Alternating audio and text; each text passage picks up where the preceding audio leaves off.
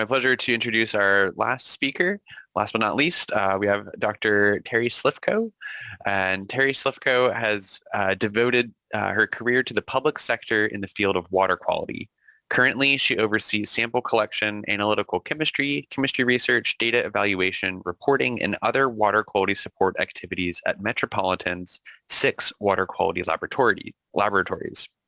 Metropolitan is a consortium of 26 cities and water districts that provide drinking water to nearly 19 million people over a service area of 5,200 square miles, encompassing parts of Los Angeles, Orange, San Diego, Riverside, San Bernardino, and Ventura counties.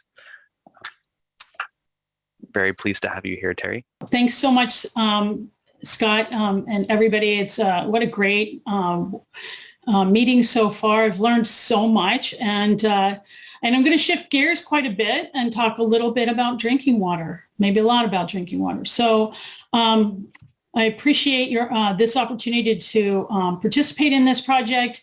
Metropolitan was one of the 40 laboratories that participated in the inter-laboratory method evaluation study. Our focus was on drinking water. And of course, we are motivated by SB 1422. So I'm going to talk a little bit about the next step of the lab calibration study and developing a tier 1 monitoring program and how to do that. And so a little bit of background first. Since April 28th, when the Microplastics Method Evaluation Project reported out, a potential new paradigm was introduced. That paradigm recognized limitations of the microplastics monitoring methods that were evaluated, and it recommended a tiered monitoring strategy. We recognized that some of the methods had strengths and limitations, and that this tiered strategy would answer slightly different questions on a tiered level of approach. And we really supported this because it helped us to get a little bit more time to develop methods that there were a lot of new methods that came on board since the project started. And so onboarding new methods that maybe work better than the ones that were evaluated or work better for us.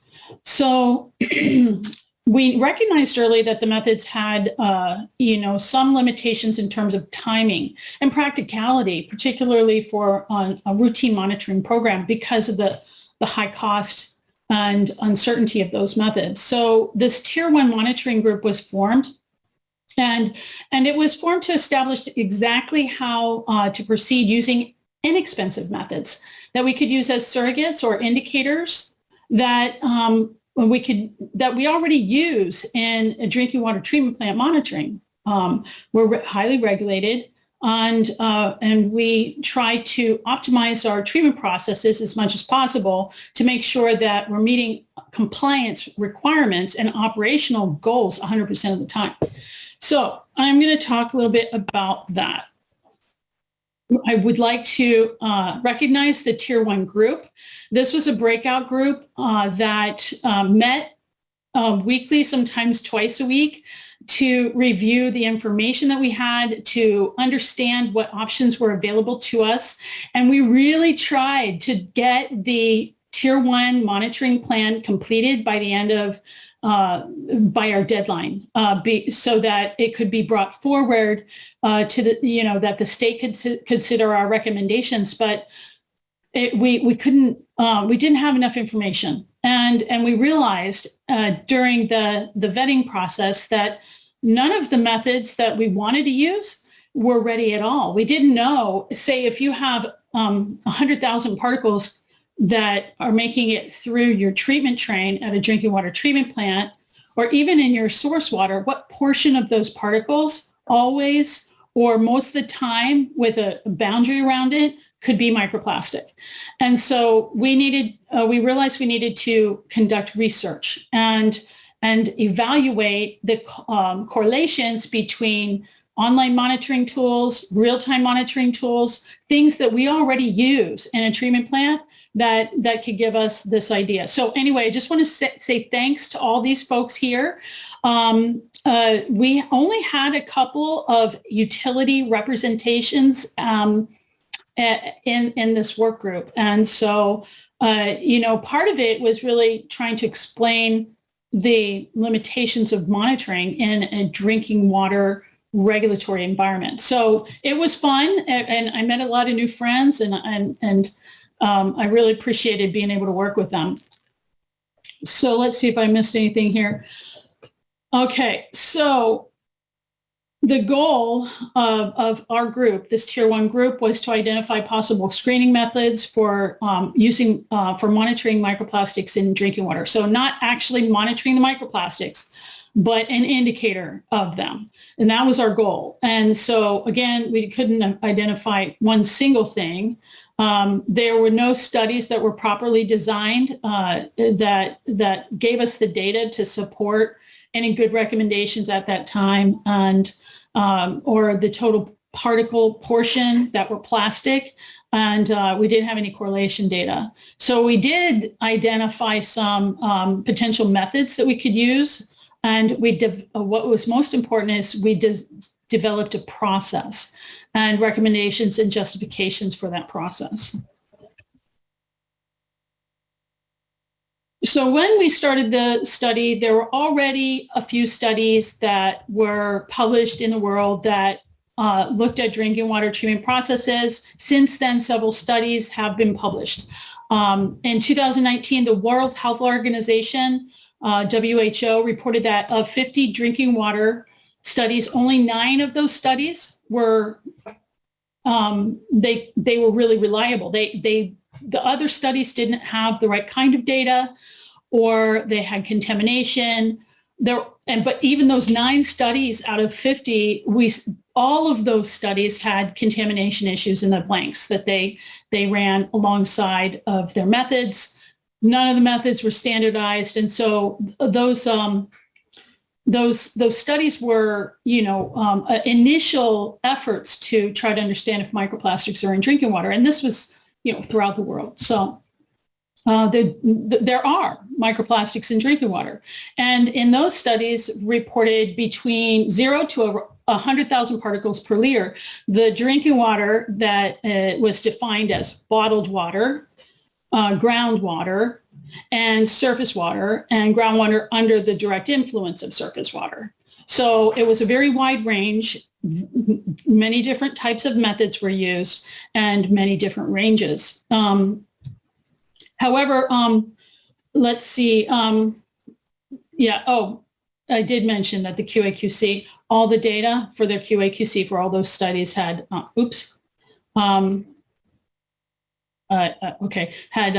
microplastics in the laboratory control blank samples. So the slide that I'm presenting here was published in 2020, and they reported microplastics over 1 micron in drinking water in the Czech Republic. They looked at 1 river and 2 drinking water treatment plants that were really different from each other. And I like this study because they did a pretty stringent QA/QC here. They did find plastic particles in their blanks, but they did report that. And I really appreciate it when people, when researchers report, oh, hey, yeah, we had blank contamination. And then you can understand, okay, so that's the range and this is the error.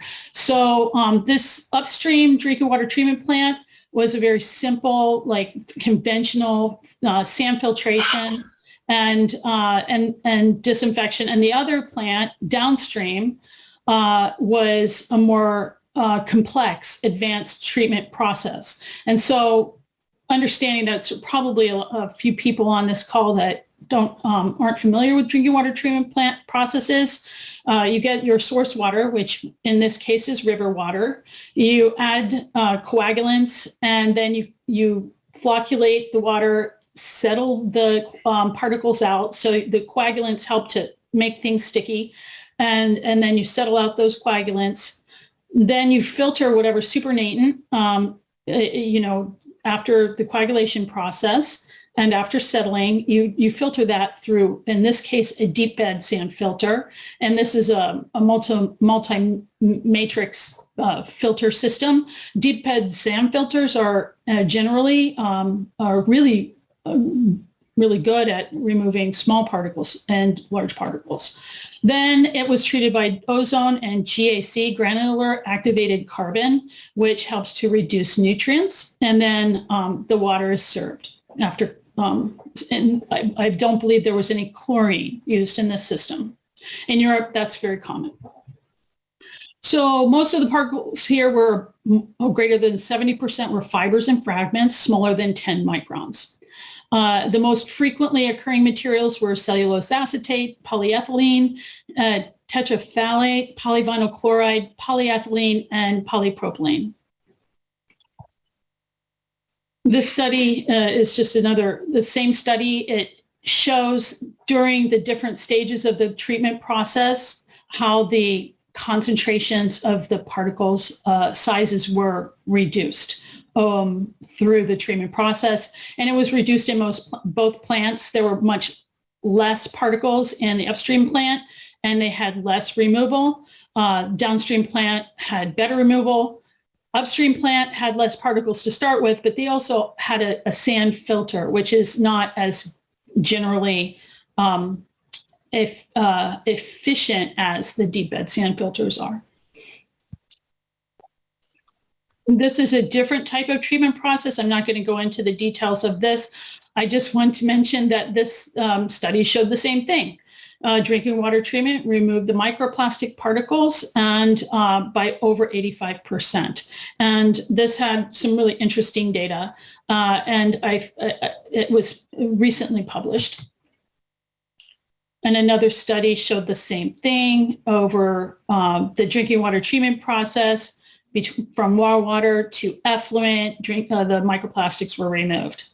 And in this case, the particles, there were, this was a GAC again. There were, I'm not going to get into details because I think we're running out of time. I thought I wrote down the type of plastic, but if you guys are curious about that, I'll let you know. I'm interested because I'm trying to figure out what type of instrument to buy to look at different types of plastics and what resolution and what library database I need. So this is, something I need to get ready for. So as you can see, these and other studies that have been completed since 2019 and the studies that were reported in the WHO report corroborated the findings from the WHO report that that microplastics are removed by drinking water treatment processes. And so one of the things that was struck me, and this is the question that I get from management that might read this report. And so other water agencies are going to say the same thing. Well, this World Health Organization, a group of international experts, said routine monitoring of drinking water is not recommended at this time, and there's no evidence to indicate a human health risk. So why are we doing this? You guys know more than anybody else probably in the whole world why we're doing this. So I'm not going to go into details, but the key thing is that water systems can be optimized. They can be upgraded if they need to be. There's other things that they're already designed to remove and incidentally remove microplastics at the same time of different size ranges. The WHO also said that, and these are recommendations, targeted and well-designed and quality-controlled investigative studies to better understand the sources and occurrence of microplastics in fresh water and drinking water, the efficacy of the different treatment processes and combinations of processes is needed. And also to understand more about the fate of waste streams in the environment. So that brings us to Tier 1 study. So if we know that drinking water treatment works well, what is the point of this conversation? Up to now, most of the world didn't look for microplastics in drinking water. And until now, there was no standardized and validated methods to give us this apples to apples comparison of removal efficacy. Different treatment plants have different source waters and supplies, and every single one of them has a different treatment process. They're not a cookie cutter thing. So everything's going to look a little bit different. And each of the different sampling protocols at a water agency are going to look a little bit different. Same like wastewater, right? So same thing, the source, wherever that comes from, impacts this, collection system in a wastewater agency. So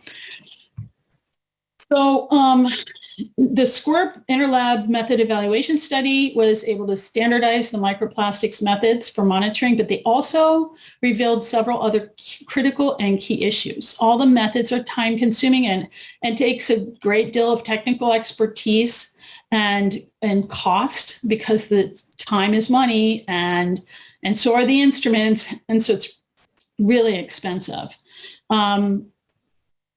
I'm going to beg for an instrument, and it's going to cost anywhere between $100,000 and $400,000, depending on what I'm going to do. So our most water agencies don't have funding to purchase such an instrument or the capabilities in their analytical labs. And a lot of these public agencies send their samples out to contract labs because they don't have the capabilities for complex analysis in their laboratories. So microplastics analysis takes a long time, and it's not practical for a routine monitoring program, but a tier 1 is, and this is why. Let's see. If you take the routine turbidity, TOC, particle count, DOC, or a handful of other things that you're analyzing, sometimes every 2 hours, and you optimize your treatment process, the question is then, is that result going to correlate with the removal efficacy of microplastics? So first we got to find out if they're there, and if they're high enough concentrations that we can draw a conclusion with this. So the purpose of this tier 1 study is to plan a study to identify and correlate a good set of microplastic particle screening and removal indicators and surrogates to use for the tier 1 monitoring. So right now it's an informal group. Today it's an informal group. You guys are all potential group members. And so I feel that it's time. And so I'd like to put together our heads and start thinking about how we're going to plan the next phase. How can we test, a small set of representative drinking water treatment plants in California and possibly Nevada to evaluate this, where we can compare plastics and other parameters, these surrogates. And so the purpose in the forum then therefore would be to develop a project scope of work. So the goals would be to establish the working group, to design and facilitate the project, test and rank the efficacy of existing surrogate monitoring tools.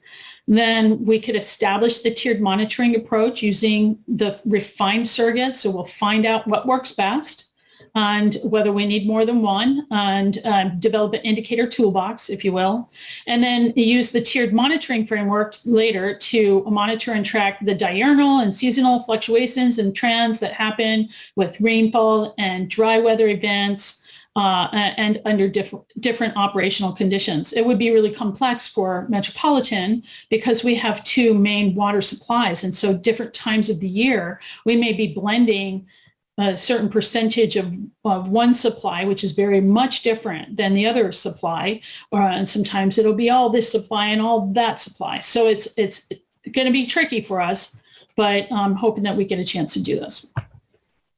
And I need you guys to help. Okay, so what we want is this tiered monitoring framework, what it's going to look like. We're going to develop a screening method. We're going to see if we can apply that for routine monitoring.